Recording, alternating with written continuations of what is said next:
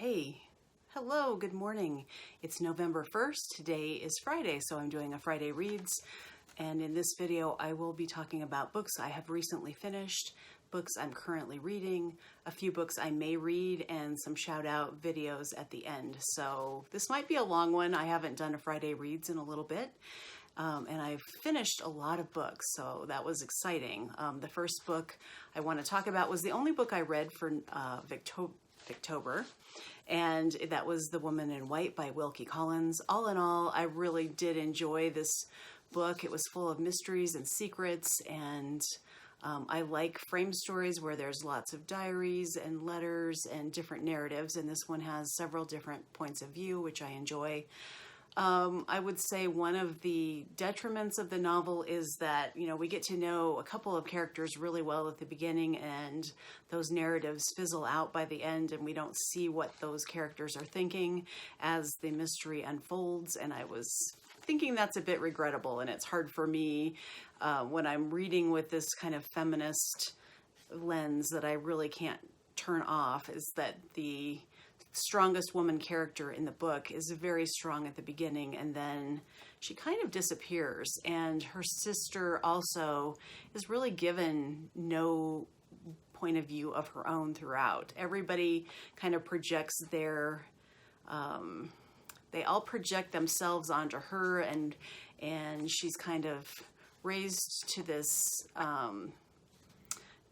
saint level, I would want to say, or just this, she's so desirable, but she gets no voice. And so, as I was talking to Alan Morton in his comment section about The Woman in White, we really can't rewrite the novel from 2019, but there are a few things we can still be critical about while we still enjoyed the book. And so that was a 4-star read for me. I did enjoy it, and I would recommend it if you want to put it on your next year's TBR, or if you just want to read it this year. There's no reason we can't read Victorian literature all year long. The next book I finished is Chances Are by Richard Russo. I gave this a 3-star rating. I did not love this book, and I have loved some of his other novels in the past. I would say if you are curious about him and have not read his novels, don't start with this one. This is not the best representation of his novels at all. He is usually able to create these very rich and nuanced characters, and in Chances Are, I don't know exactly why he wrote this, but it's about 3 late middle-aged men who all come together on Martha's Vineyard at a cabin and kind of relitigate their past when they were in college. And there is a bit of a mystery involved, but it's not a mystery novel. And they all have this girl that they loved in common, but she couldn't love them all. And so they're projecting all of their disappointments for their entire lives and missed opportunities on their relationship with this kind of ghost woman, because she's not really present in the present day story. So, if you're a big fan of him and you want to, or a big fan of his books and you want to read all of them and you're a completist, then maybe you should read this. Otherwise, I would say it's really probably not worth your time. Okay, here you go. Everyone's been waiting to see if I would ever get this book done. Ducks, Newburyport by Lucy Ellmann. I finished. Yay! I'm so happy I finished this book. I was relieved when I got to the last page, and I'm like, finally, I'm here.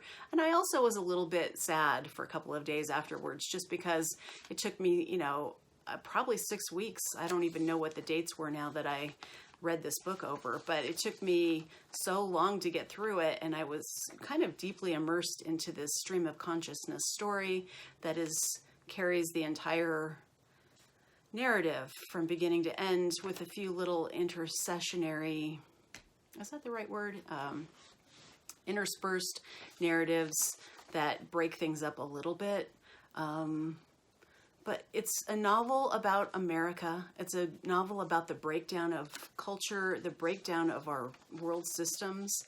And it's also about a kind of a deep longing and aching grief. And so you see all of this in the voice of this narrator as she's doing mundane things and taking care of kids and baking, because she has an at-home bakery service because they need the money. They're not doing well financially, and this is her way of contributing to the family finances.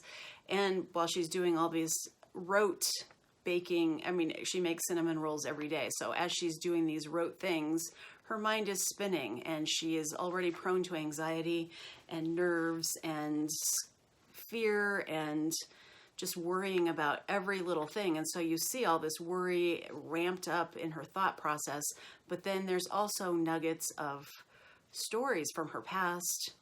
And so anyway, I don't want to talk too much about it because I'm still in a buddy read, and I'm waiting to really get into it with my buddy reading partners. So I'm not going to talk any more about this, but if you're intrigued at all by this, I would say try the first 200 pages. And if you aren't, invested in it by then, you probably won't be. But if you, by 200 pages, really want to see how this ambitious and fascinating structure plays out over 1,060 pages, then I would say, please give it a try.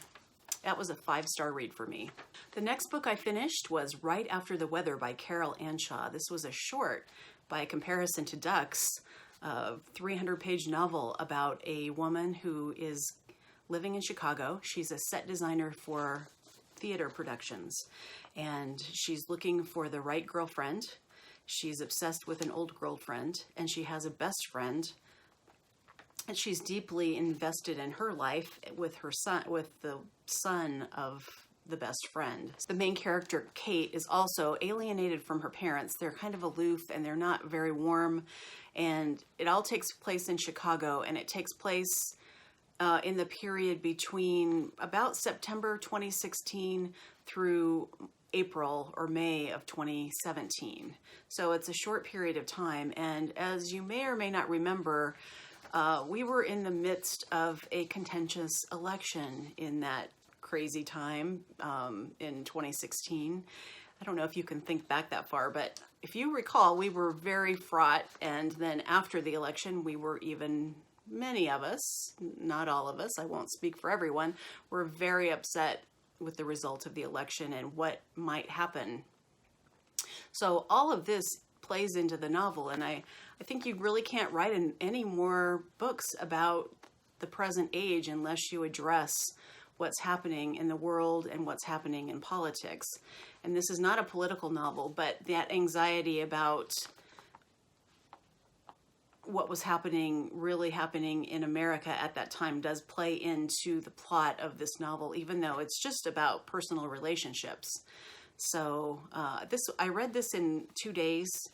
It was a nice interlude, and it was a wake-up call, and I can't say I really love the main character. She's not that likable. She's really not. But that to me is not a deal breaker. I don't care if I like the main character. She's really hard on the people in her life.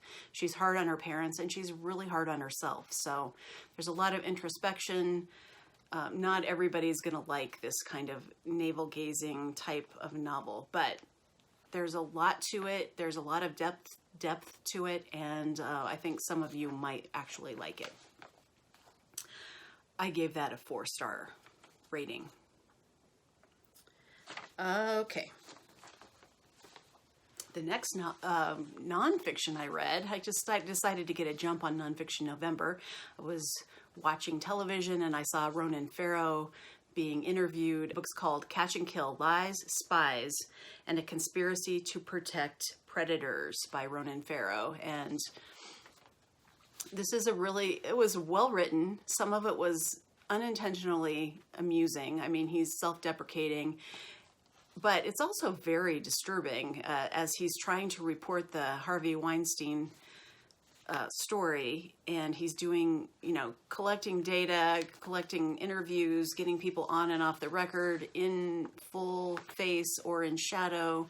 NBC News is pushing back on his reporting, and at several times along the way tells him he needs to stop reporting it, or pause, as they call it, while they think about it. And in the meantime, he is gathering more and more damning information about this Me Too story, and so the story is about that, and it's also about how NBC squashed it all and And the reason probably that they did that is because they had their own very pervasive sexual predator problem within the building at NBC News with Matt Lauer and other people too. And they said they didn't know anything about it, but they paid off many, many people. Anyway, if you liked Bad Blood and you kind of have a hole in your heart where that's riveting story about conspiracies and lying all align, then this might fill that hole for you, and also it would be a great nonfiction November read. The next book I finished was Say Nothing, A True Story of Murder and Memory in Northern Ireland by Patrick Radden Keefe. And, you know, I went into this book really knowing just a very cursory history of the troubles in Northern Ireland, and I'm just totally ignorant, actually. I'll just admit to really not knowing much at all about what happened in the 1970s. And this book, you know, the premise of the book is that there is a widowed mother of 10 who has disappeared, and no one ever knows what ever happened to her again. And so the book does examine what happened to this particular woman who was disappeared, but it goes much deeper than that. It profiles all of the people who worked for the IRA in that time, and how later on some of the leadership who were making decisions in the IRA denounce that they, or even lie and say they were never members of the IRA because now they're members of parliament and whatnot. So there's incredible, the politics, the murders, the despair, and the resiliency, and also the secrecy, you know, if you reveal any of our secrets, you will be killed mentality that kind of surround the entire cast of people who were in this story. It was just remarkable. I learned so much, and it kind of puts things into context for me that you have inklings of, oh, I guess the British and Irish, you know, I'm just ignorant. So I'm sorry to all my friends out there who say, yeah, this is part of our lives and you should know it. And you're right, we should know it. It was not taught to us in schools. And so this is a great starter if you want to learn anything about this very contentious and fraught and bloody period in world history. All right, that's what I finished. That was a lot. And I'm currently reading for Nonfiction November, A Year in the Life of William Shakespeare, 1599 by James Shapiro. I'm about 20% into this, and it's so interesting. I'm really enjoying learning about what life was like in 1599. All the politics. Queen Elizabeth is aging. They're in a war with Ireland. Oh, it all comes back together again. Ireland and Britain are in conflict. Britain wants to be, wants to rule Ireland. There's also there's the Spanish War. They're running out of money in Britain.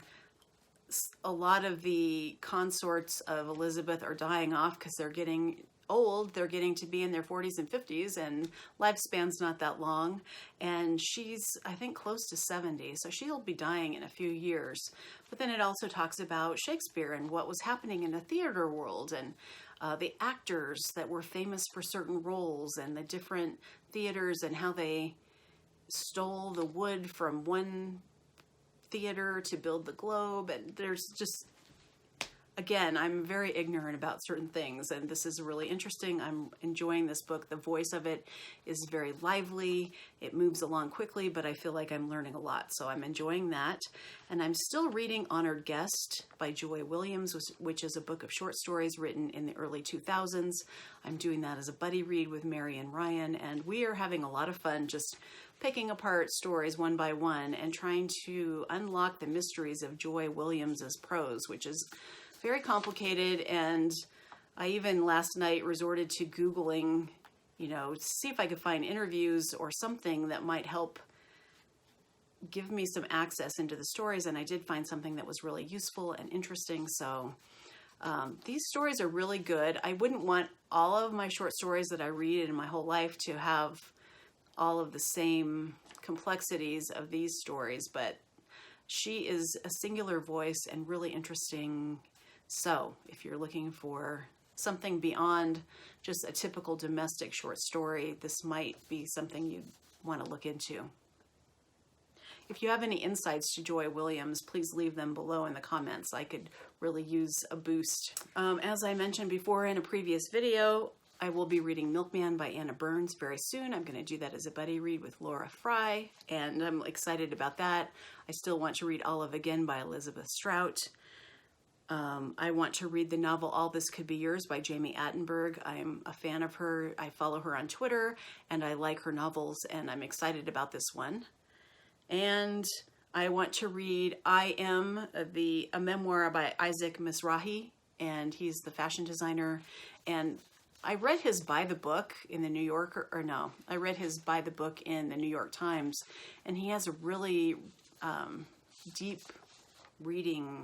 love of reading and reading a lot of different types of books that you might not expect just because, you know, you superficially judge someone by the way they carry themselves on television and you don't know what's going on in their minds. So he seems really interesting from that By the Book, and so I want to read his memoir.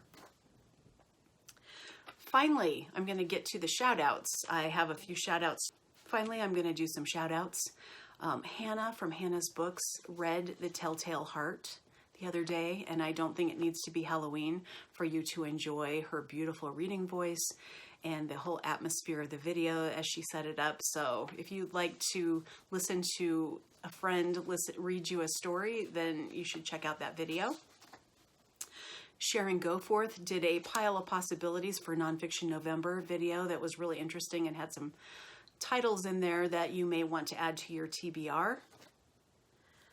Kathy from Grimm Reads did a video about her grandmother or great-grandmother's pocket diaries, and she still has some of them, and she just sits down and shows us these little diaries and talks a lot about where they came from and her own interactions with them over the years. Sarah from Hardcover Hearts does a really interesting video about the California wildfires that affect so many millions of people and affect her directly because she lives in the area where they're happening right now. Talks about the background of how these fires have not been managed, the complicity of the energy company in not managing all of those assets correctly and contributing to the fires, and then just what it's like to be a part of that phenomenon that doesn't seem to be going away. So I recommend that. You know, Sarah has several videos a week that are all great to watch, so look out for Sarah. If you don't subscribe to her or any of the other people I mentioned, you should probably get on that. And the last thing I have to recommend is there's a podcast called So Many Damn Books. I've listened to a few episodes, and I just found out that in August they sat down with Benjamin Dreyer of Dreyer's English, and it's a whole hour, so you really get to get deep into his mind about how he wrote the book, about copy editing, the people he's worked with. He is the personal copy editor for Elizabeth Strout, even though he doesn't do much copy editing anymore because he's the chief and he's overseeing all the other copy editors. She wants him, and so she is the rare person that he will actually do the copy edits on paper, which is really not done anymore. You would usually use just track changes in Word or something, but he will print it out, make all of his changes by pencil, and then they will sit down and go over every change together, and she brings sandwiches, he said. So little stories like that, and just his whole personality opens up in this podcast. Plus, I think the podcast itself has many, many, many back hours of entertainment of them talking about books they're reading. So the guys are interesting, and Benjamin Dreyer is just perfect. So that's all I have for now. This is my Friday Reads. I will be back with another video soon, and I'm glad to have talked to you, and I will see you in the next video. Bye.